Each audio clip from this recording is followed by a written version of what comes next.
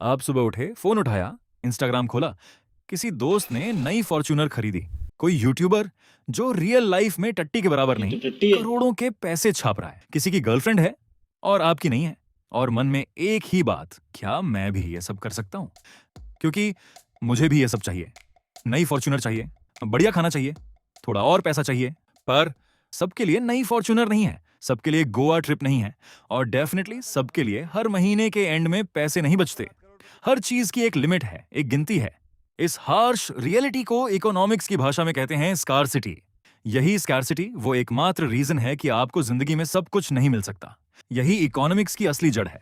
अगर दुनिया में सब कुछ अनलिमिटेड होता तो हमें इकोनॉमिक्स पढ़ने की जरूरत ही नहीं पड़ती, लेकिन ऐसा है नहीं। इसीलिए हम सब यहाँ इकोनॉमिक्स पढ़ने आए हैं। तो जब सब कुछ नहीं मिल सकता तो हम क्या करते हैं?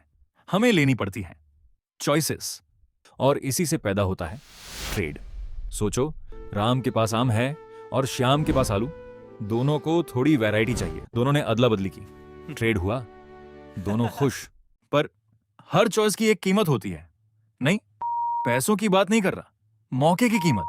तुमने अभी ये वीडियो देखा, इसका मतलब तुमने इंस्टाग्राम स्क्रॉल नहीं किया या पढ़ाई नहीं की। तुम पढ़ाई कर सकते थे, पर अब तुमने उस पर्टिकुलर टाइम पे पढ़ाई करने का मौका हमेशा के लिए खो दिया। ये है तुम्हारी अवसर लागत, यानी अपॉर्चुनिटी कॉस्ट। उम्मीद है ये वीडियो उसके लायक निकलेगा। लेकिन लोग ट्रेड क्यों करते हैं? क्योंकि हर कोई हर काम में उस्ताद नहीं होता, लेकिन हर कोई कोई काम तो कर सकता है। किसी के पास पैसे ज्यादा हैं तो वो टाइम बचाना चाहता है, किसी के पास टाइम ही टाइम है तो वो पैसे बनाना चाहता है। इसे कहते हैं कंपैरेटिव एडवांटेज। मान लो शाहरुख खान के घर में पाइप लीक हो गई और उसे खुद थोड़ी प्लम्बिंग भी आती है। क्या उसे पाइप खुद ठीक करनी चाहिए? नहीं, क्योंकि उसके लिए वो 10,000 जो वो प्लम्बर को देगा कोई बड़ी रकम नहीं है। उसके लिए 2 घंटे की शूटिंग ज्यादा इंपॉर्टेंट है। प्लम्बर पाइप ठीक करता है, शाहरुख शूटिंग पर जाता है, दोनों का फायदा। अब स्केर्सिटी है, ट्रेड है, अपॉर्चुनिटी कॉस्ट है, कंपैरेटिव एडवांटेज है। इन सबको एक थैले में डालो और हिला दो, धमाका। तुमने अभी मार्केट बना दिया। मार्केट वो जगह है जहां खरीदने वाले और बेचने वाले आपस में मिलते हैं। मार्केट चलता है लालच या जरूरत से, जिन्हें कहते हैं इंसेंटिव्स। जब चीजें सस्ती होती हैं, खरीदने वाले खुश होते हैं, ज्यादा खरीदना चाहते हैं। जब चीजें महंगी होती हैं, बेचने वाले खुश होते हैं, ज्यादा बेचना चाहते हैं। यही है डिमांड और सप्लाई का खेल। गर्मियों में किसी भी कपड़े की दुकान पर चले जाइए, जैकेट, स्वेटर, ऊनी कपड़े सब आधे दाम पर मिलते हैं। दुकानदार खुद बोलता है, भैया ले लो, सेल लगी है। लेकिन वही जैकेट जब दिसंबर में ठंड पड़ती है तो पूरे दाम पर मिलती है, कभी कभी तो उससे भी ज्यादा पर। दुकानदार बेईमान नहीं है, जैकेट बदली नहीं, कपड़ा वही है, सिलाई वही है, बस गर्मियों में कोई जैकेट नहीं खरीदना चाहता। मांग कम है तो दाम कम है, और ठंड में हर कोई खरीदना चाहता है। मांग बढ़ी तो दाम बढ़ गया। डिमांड यानी कितने लोग कितनी कीमत पर कुछ खरीदना चाहते हैं। सप्लाई यानी कि कितने लोग कितनी कीमत पर कुछ बेचने को तैयार हैं। जहां दोनों मिलते हैं वो है सही कीमत, यानी इक्विलिब्रियम प्राइस। वो जादुई नंबर जहां सब खुश हैं। मान लो आपके घर पर आलू की खेती होती है और आपको जूते चाहिए। अब आलू लेकर आपको जूते खरीदने हैं। क्या पता जूते वाले को आलू की जरूरत ना हो। तो इस बार्टर सिस्टम से तंग आकर इंसान ने बनाया मनी भाई। पैसा एक जरिया है, एक कॉमन भाषा जिसे सब मानते हैं। पैसे के 3 काम हैं। 1 लेन देन का साधन, 2 हिसाब रखने का तरीका, 3 बचत यानी सेविंग्स। आज कमाओ कल काम आए। बैंकों ने इसे और बड़ा बनाया। सबसे पैसा लेकर किसी और को उधार दे देता है और उस पर इंटरेस्ट कमाता है। यही बैंकिंग का आसान सा फंडा है। जब बैंक तुम्हें होम लोन देता है, वो नया पैसा नहीं बनाता, तिजोरी से नोट नहीं निकलते, बस तुम्हारे अकाउंट में नंबर टाइप हो जाते हैं। यही है बैंकिंग का खेल। बैंक अपने पास थोड़ा पैसा रखता है, बाकी उधार दे देता है। अगर सब लोग एक साथ पैसे निकालने आ जाएं, तो बैंक के लाले पड़ जाएं। इसीलिए भारत में डिपॉजिट इंश्योरेंस है। 5 लाख रुपए तक की गारंटी सरकार देती है, ताकि तुम चैन की नींद सो सको। अब ये सारा माल बन रहा है, बिक रहा है। इसे नापें कैसे? सिंपल है, जीडीपी, ग्रॉस डोमेस्टिक प्रोडक्ट, यानी एक साल में देश में जो भी सामान और सर्विस बनी उन सबकी कुल वैल्यू। जीडीपी 3 तरीके से निकाल सकते हो। 1 कितना सामान बना वो जोड़ो, 2 सबकी कमाई और मुनाफा जोड़ो, 3 कुल कितना खर्चा हुआ वो जोड़ो। पर जब माँ घर का काम करती है वो इसमें नहीं आता, क्योंकि उसे काम के कोई पैसे नहीं मिलते, वही काम अगर काम वाली बाई महीने के 20,000 लेकर करे तो जीडीपी में काउंट होता है, क्योंकि उसने कमाई की, काम दोनों ने किया। इसीलिए जीडीपी पूरा सच तो नहीं, पर है बड़े काम की चीज। जीडीपी हमेशा एक जैसी नहीं रहती।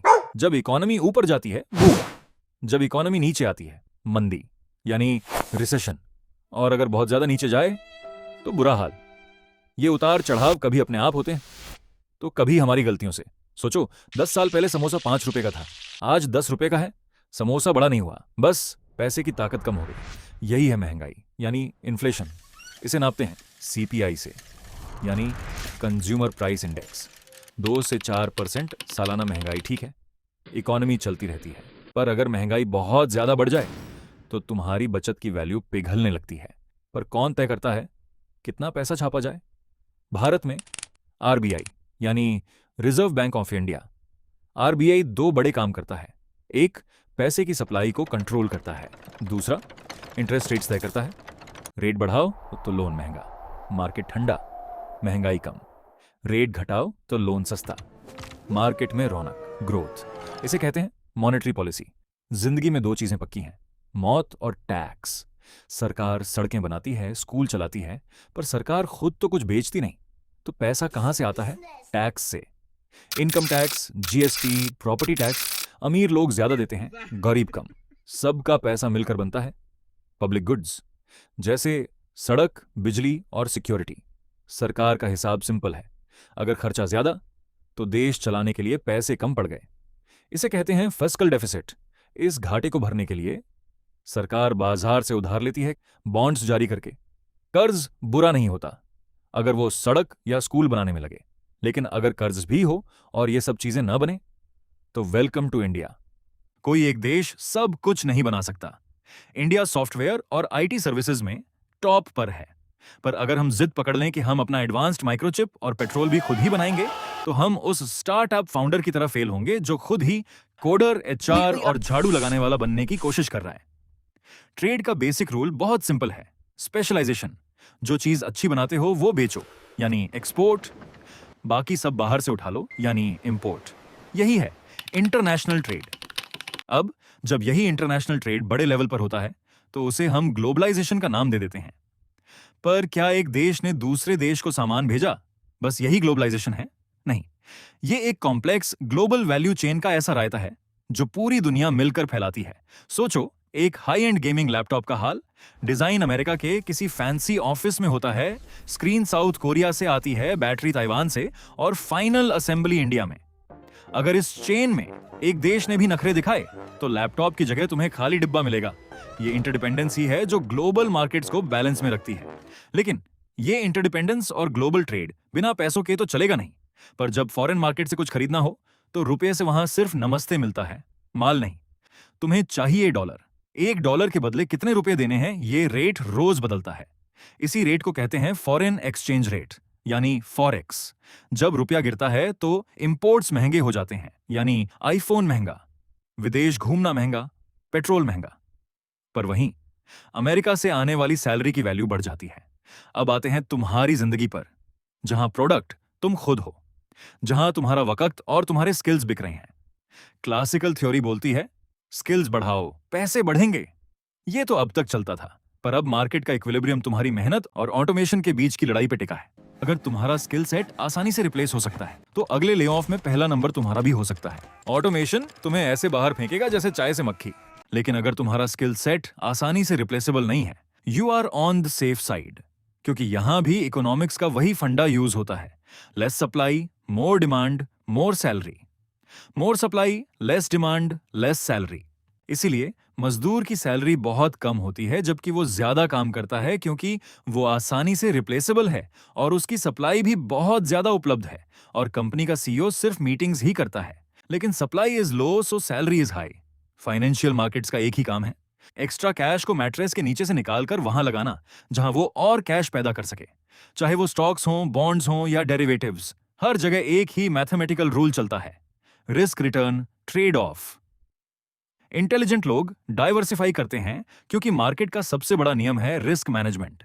वरना टेलीग्राम वाले भैया की 100% गारंटी वाली टिप पर ट्रेड करोगे तो कटोरा लेकर घूमना पड़ेगा। तो फाइनली अगर तुम इकोनॉमिक्स के इस पूरे मैट्रिक्स को समझ गए तो तुम्हें क्लियर पता चल गया होगा कि पॉलिटिक्स में बांटे गए फ्रीबीज देश का भला नहीं करते, बल्कि इकोनॉमी का बैंड बजाते हैं। तुम स्कार्सिटी की रियलिटी, अपॉर्चुनिटी कॉस्ट का दर्द और कंपैरेटिव एडवांटेज की असली पावर समझ चुके हो, और यह भी समझ गए हो कि पैसे गद्दे के नीचे नहीं छुपाने चाहिए। अगर आपको यह वीडियो अच्छी लगी तो सब्सक्राइब करना, और अगर सब्सक्राइब किया है तो लाइक और शेयर कर दो।